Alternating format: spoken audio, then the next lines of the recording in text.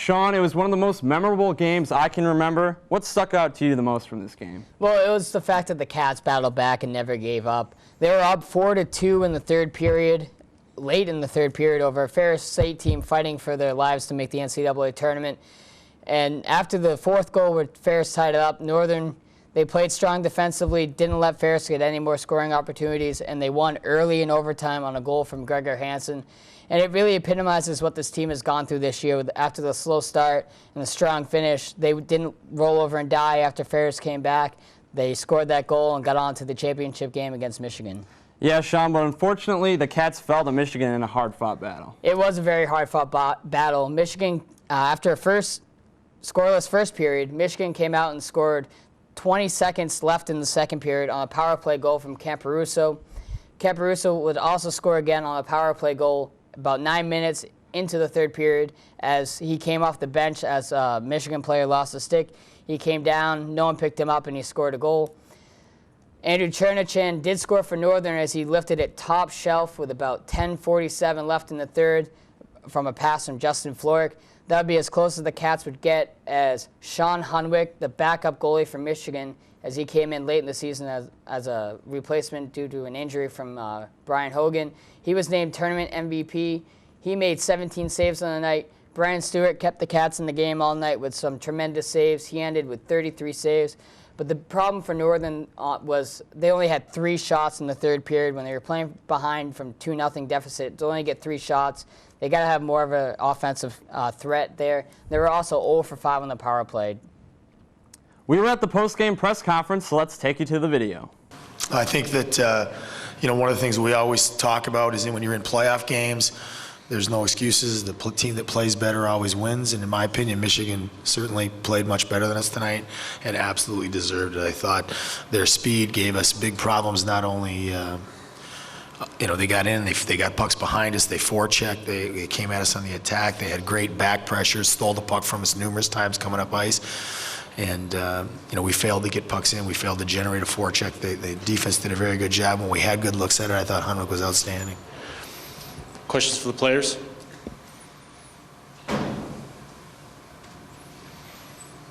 Andrew, when you guys got that goal, did you feel like you were back in it? And, I guess, can you talk about the play? Well, we knew we had to go upstairs on that goalie. Covers the bottom of the net well, and once we got it, I thought we had a good chance of coming back, and I think we pushed them hard till the end. Any other questions for the players?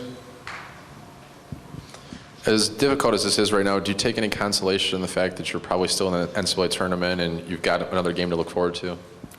I don't think you do right now. I think Monday we will. I mean, we'll be, we have to learn from this. One of the things that we talk about all the time is you have to be better. You have to grow through the playoffs.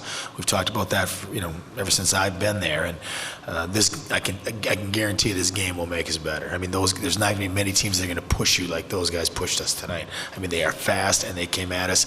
This team, Michigan, early in the year, you knew they were going to be. I knew going into the year, everyone did, that they were going to be good. Red could give you a better answer than I could, but for whatever reason, chemistry, injuries, etc., they stumbled a little bit. But when they found it, and they're a very good hockey team. Next question. Brian, this team really improved down the stretch, and you guys in the second half took off. What did you see from the back there that everybody was doing well in front of you? I just think the defense, especially, they've been good all year, and led by Gussie, and our top 4 have been logged a lot of minutes, and they've been letting me see the puck, and that helps. And they've been pretty much the same all year. We just really started clicking right after break, after the Christmas break, and it's just been good. They're helping me every night, and makes my job a lot easier. Next question.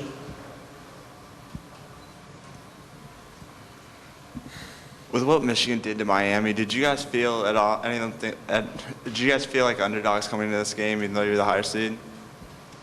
I don't think didn't feel like underdogs, but that was going to be a battle. I mean, we split with them in their building. We respect that team. We know that team. You also have to remember we're playing it. They were a desperate hockey team too, and I think they've been outstanding for 3 or 4 weeks. And when it gets to this time of the year, there's no free pass. There's no free pass, and mistakes get maximized. They scored 2 power play goals on us tonight. the farther you go, every step on the ladder, the tougher it gets. And we, you know, we will grow from this. We found out what it's like to play against a team. You know, I would not be surprised to see that team continue to advance, and hopefully somewhere a long ways away we meet them again. Any other questions? Coach, how frustrating was it after the major penalty that Michigan took to take those 2 penalties there and maybe take some chances away from? Well, it wasn't as frustrating as you think, because our power play has been really inefficient. We were very good early in the year. We have been very, you know, 0 for a while here. And, you know, there were a couple opportunities we squandered away, being impatient. We turned pucks over. That, to me, that was a big turning point in the game when we didn't get that done. I thought our guys did a good job killing the 5-on-3. You know, we had to get we had a couple looks at it, and we just have to find a better way to put pucks in. Any other questions? All right, thank you. Sean, the most important thing is, even though the Cats didn't win the CCHA title, they are heading to the NCAA tournament, and it starts this Friday in St. Paul. That's right. A strong second half run again for the Cats. Got them into the tournament this year. They're a number 3 seed, and they will be taking on number 2 seed St. Cloud State University. That game is at 5:30 p.m. Eastern Time, and it will be on ESPN360.com. This is St. Cloud's 8th tournament appearance. They're 0-7 all-time, and their last appearance was in 2007-2008 season. This is NMU's first appearance since 1999, where they lost in the first round to Boston College 2-1. Northern does have an NCAA championship under their belt from 1991. Sean, who are some teams to look out for in the tournament? Well, you look at your number 1 seeds, Denver, Miami, Boston College, and Wisconsin. They're all very strong teams. I don't have all number 1 seeds making it to the Frozen Four in Detroit this year. I have Bemidji State coming out of the Midwest versus Boston College coming out of the East. And I also have Denver coming out of the Northeast bracket, and then NMU coming out of the Western bracket. Sean, were you surprised at all as far as who got in the tournament and who got left out? Well, there are a few surprises out there on the bracket. The first biggest surprise is Alabama Huntsville making the tournament. They upset Niagara after Niagara upset Bemidji State in College Hockey America. It's their last season as a conference, so Alabama's going to be proud to represent them in the national tournament, and I think they'll give Miami a decent run in Fort Wayne, Indiana. Also, Alaska. Last time we saw Alaska on the ice, they got swept at the hands of Northern Michigan here at the Berry. They made it in based on their record and their overall performance against other teams in the country. And the last team left out was Ferris State. They were in very good position. They were a number 2 seed coming into this past weekend, but they lost both games. They lost to Northern on Friday night and Miami on Saturday night in the consolation game, and that was just enough to leave Ferris on the outside looking in. Well, the tournament starts this weekend. Let's hope the Cats can make some noise. For Sean Kelly, I'm Pete Francis. Until next time, go Cats.